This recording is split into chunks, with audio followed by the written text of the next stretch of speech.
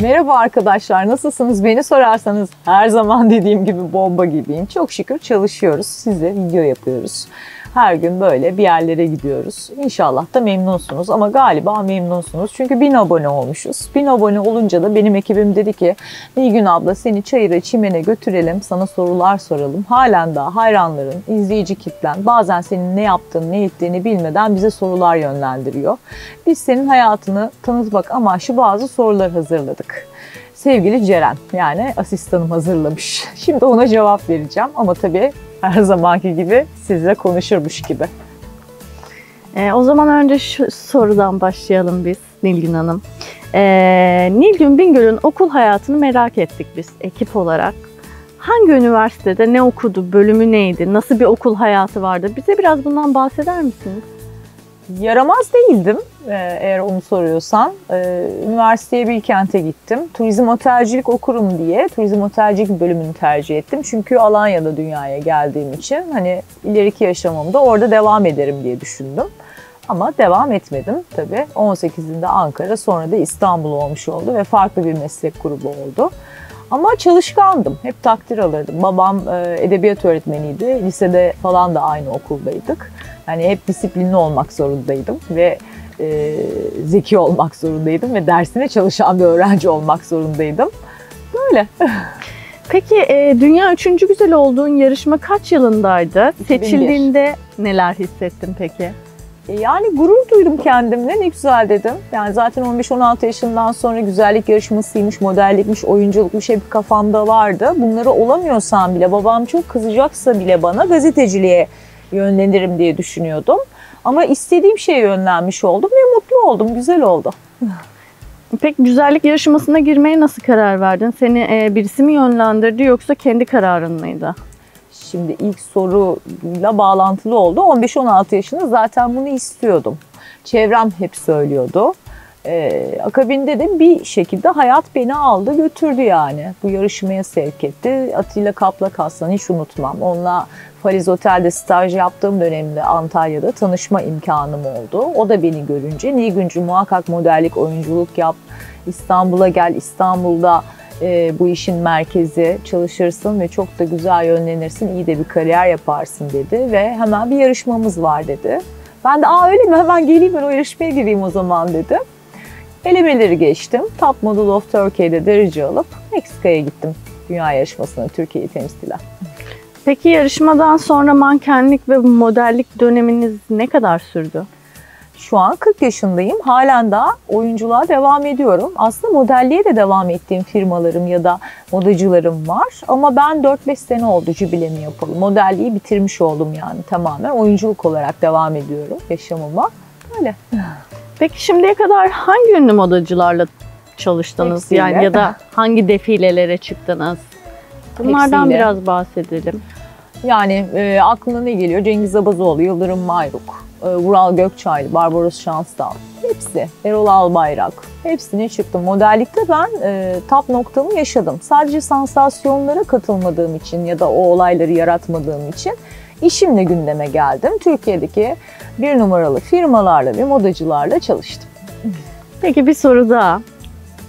Hiç podyum kazası yaşadınız mı? Yaşadım ama podyumda yaşamadım, podyumun arkasında yaşadım. Biraz anlatır mısınız? Sabah Şekerleri diye bir program vardı. Rahmetli Vatan Şaşmaz'la Melike sunuyordu. Onların bir dönem böyle program içerisinde defileleri oldu. Ona katıldığım bir programda böyle bir 30 saniyede üstümdeki abiye kıyafeti değişip tekrar öne ekran başına geçmem gerekiyordu. Arkada çok büyük düşmüştüm. Dizim kanamıştı. Kıyafet uzun da Allah'tan ama ben hiç bozmayıp öne bir çıkıp tekrar pozumu alıp yürüyüşüme devam ettim ama iş bittikten sonra yani o yürüyüşü yaptıktan sonra finale kadar bir iki damla gözyaşı geldiğini hatırlıyorum. Canım acımıştı bayağı. Peki o zaman biraz oyunculuktan bahsedelim istiyorum. Oyunculuğa geçiş döneminde nasıl bir yol izlediniz? Bir de oyunculuk yapmaya nasıl karar verdiniz mankenlikten sonra? Ben İstanbul'a ilk geldiğimde sene 2001'de zaten derece alıp gelmiştim ve burada bu işi yapma kararı almıştım. Ama modellikle yürüyordum ve Neşe ablayla tanıştım, Neşe Erberk'le. Neşe abla o dönem benim tam bir showgirl ya da oyuncu olabileceğimi düşündüğü için o doğrultuda beni yönlendirdi. Onun ajansına girdim ve reklam görüşmelerine yönlendirmeye başladı. Eğitim aldım Müjdat Gezen'den. Derken bir şekilde iş işi kovaladı. Para parayı nasıl çekiyorsa oyunculuğa da böyle geçmiş oldum. Peki reklam dediniz. Reklamda ilk işiniz hangisiydi? Ay, sorma. İstikbal Mobilya, hiç unutmuyorum. Sene 2001, yeni gelmişim. 3-4 ay reklam görüşmelerine gittim. Hatta işleri alamadığım için de ben herhalde işe yaramaz bir oyuncuyum. Hatta oyuncu değilim, ben kariyer yaşamımı modellikle devam etmeliyim diye düşünmüştüm. Ama sonra İstikbal Mobilya işi geldi. Çok da güzel bir paraya gelmişti. Hiç unutmuyorum. Audrey Hepburn'u canlandırmıştım orada. Sonrasında da İstikbal Mobilya ile bayağı çalıştım. Peki şöyle bir şey. Şimdiye kadar kaç reklam filminde yer aldınız? Ben Biliyor musunuz Yüzü ya da... Geçik reklam filminde yer aldım. Reklam konusunda niyeyse hep tercih sebebi oldum. Hatta ara ara bir sene, 1,5 sene yüzümü dinlendirmem gerekti. Ya da saçımı, başımı, tarzımı değiştirmem gerekiyordu. Bir firma farkında olmadan 5 kere beni seçmişti. O gene İstikbal Mobilya'ydı. Ayrı ayrı tarihlerde 5 kere onlarla çalışmıştım. Peki bu firmalardan birkaç reklam filminizin ismini önerebilir misiniz? Aklınıza gelenlerden. Bütün bankalar, Fortis, ING, Anadolu Bank, İş Bankası ya da işte OMO ya da işte ne bileyim Arnica elektrik süpürgesi, Çitos, bir sürü yani aklınıza gelebilecek bütün firmalarla çalıştım. Peki yaparken en keyif aldığın proje hangisiydi? Reklam olarak mı soruyorsun? Reklam olarak. Ece Seramik Banyo, hiç unutmuyorum. Ece Seramik Banyo'da anneyi canlandırıyordum. Belli bir saatten sonra anne rolleri gelmeye başladı. 2 tane çocuğum var banyonun dışında. Ben banyodan öyle bir haz almışım ki işte elimi yıkıyorum, işte duşa giriyorum ve bunları yaparken dans ediyorum. Çok keyifli bir setti. Sabaha kadar 5-6 tane burn içip dans etmem gerekiyordu. tekrar tekrar çekildiği için o sahneler. Bayağı keyifliydi ama 5-6 burn'ün üstüne de set bitti. Eve gittim sabah 5'te 6'da. 2 günde uyuyamamıştım. Hiç unutmam. Çok keyif almıştım o setten. Peki oyunculukta seni ciddi anlamda zorlayan bir karakter oldu mu hiç? Ya da herhangi bir çekim, zorlayan bir çekim? Yani oyunculukla ilgili öyle bir rol gelmedi açıkçası. Modellikten geldiğim için oyunculuğa hatta bir ön yargı da oldu insanlarda. Bu kız güzel, hoş, podyumlarda ama oyunculuk yapar mı diye. Onun için de çok zorlayıcı roller gelmedi. Ama bir rolüm vardı, köylü güzeli. Orada sabah 5-6'ya kadar tecavüz sahnem vardı. Orada bayağı zorlandığımı hatırlıyorum. Yani devamlı yerdesin ve sürünmen gerekiyor, kaçman gerekiyor. O sahneyi çekerken evet zorlanmıştım.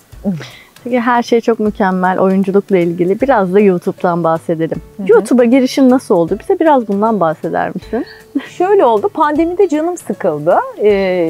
İş görüşmelerine gitmedik biz pandemide. O rol benim diye bir application'ı yükletti ajansımız, menajerimiz. Oradan o auditionlarımızı verdik. İş okeylenirse de direkt sete gitmiş olduk. Fakat ben bunu da tercih etmediğim için ve o dönemde de daha doğrusu 2-3 sene öncesinden de kardeşim ve onun kız arkadaşı devamlı söylüyorlardı. YouTube'da bir şeyler yap, YouTube'da bir şeyler yap diye. Sıkıldığım için yani mesleki deformasyon ekrana da alışık olduğum için niye kendim bir şeyler yapmıyorum deyip telefonu aldım elime. Mutfakta tavuk but tarifi vermeye başladım. Bir ay sonrasında profesyonel ekibimi yani sizleri kurdum. Devam ediyor şimdi. Peki o zaman sizi de çok sinirlendirmeden bir soru soracağım. Şansımızı bir deneyelim istedik. Genelde hani özel yaşamınızı çok göz önüne sermeyi seven biri değilsiniz. Ama biz yine de şansımızı bir deneyelim. Hiç aşık oldu mu Nilgün Bingöl ve şu anda hayatında birisi var mı? Vay. Özel yaşamımdan bahsetmeyi sevmiyorum. Evet. Çünkü hep işlerimle gündeme geldim. Ama aşığım. Evet. Aşığım. Hayatımda da biri var. Peki tekrar oyunculuğa dönelim istiyorum. Mankenlikte ya da oyunculukta ya da bu kanalda kesinlikle yapmam dediği kırmızı çizgileri var mıdır Nilgün Bingöl'ün? Tabii ki var ama oyunculukta yok. YouTube'da var. Oyuncu dediğin her şeyi oynamak zorunda. Yönetmen sana o sır diyorsa osuracaksın. Öpüş diyorsa öpüşeceksin. O saçma bir soru bence. Bir oyuncuya bu sorulmamalı. Ama YouTube için tabii ki var. YouTube kanalımı açarken kendi tarzımda bir şeyler yapmak istedim. Zaten izleyici kitlem de beğendi ki 3 ayda biz 1000 abone olduk ve geçiyoruz, ne güzel.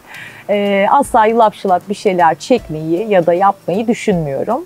Her zaman için bir seviye olmalı. İzleyici kitlemin de o seviyede olduğunu düşündüğüm için 3 ayı geçmesine rağmen biz hemen 1000 aboneyi geçtik. Bu güzel oldu bence.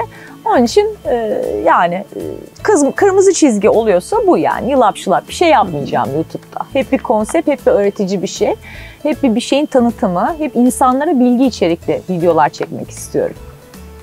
Peki şöyle bir soruyla devam etmek istiyorum. 2012'ye kadar genelde çok fazla projede görüyorduk seni. Her reklam filminde ya da dizi filmde ya da televizyon filminde, ama 2012'den sonra sanki kendini her şeyden çektin. Bunu görüyoruz biz. Evet. Bunun özel bir sebebi var mı senin için?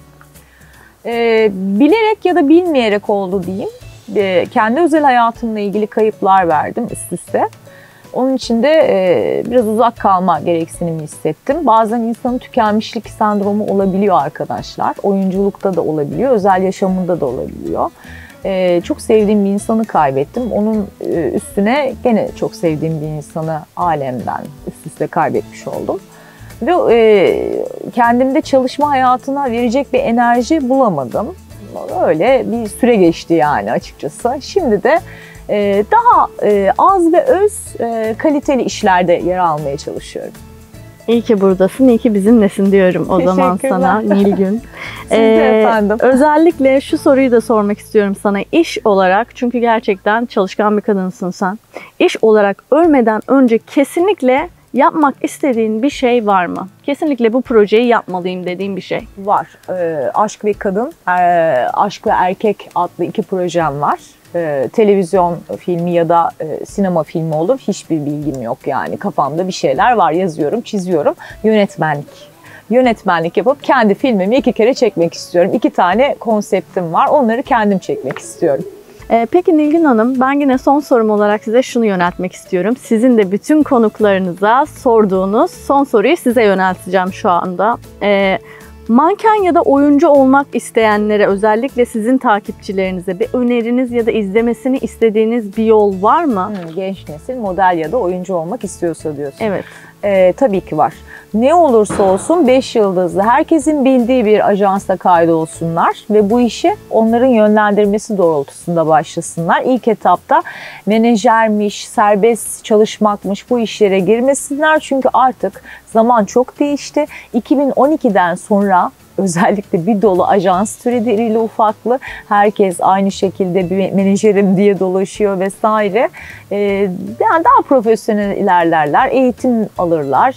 Model olmak istiyorlarsa yürüyüş ve zarafet eğitimi zaten o dediğim ajanslar verdirtiyor. Çekimlerini de yaptırıyor. Oyuncu olmak istiyorlarsa gene aynı şekilde oyunculukla ilgili workshoplara vesairelere yönlendirip sertifikalarını aldırıp güzel günümüzün bilindik dizilerinde oynamaları için fırsatlar sağlıyor. En önemli şey herkesin bildiği bir ajansa gidip kaydolsunlar. Onlar yönlendirecektir zaten onları profesyonel bir şekilde.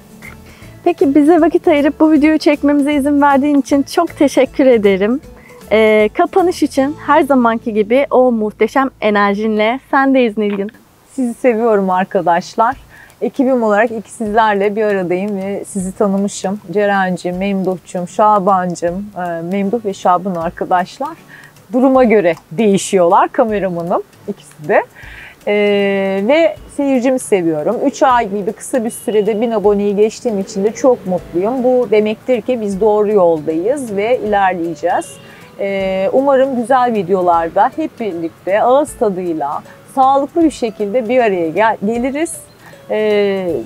Diyebileceğim şeyler bunlar. Teşekkür ederim sorularınız için de sevgili ekibim. Fazla zorlamadığınız için biraz özel hayata girmeye çalıştınız ama neyse ben de dürüstçe cevap verdim. Sizi seviyorum, seyircilerimi de seviyorum ve siz de beni seviyorsanız izlemeye devam edin diyorum. Kendinize iyi bakın.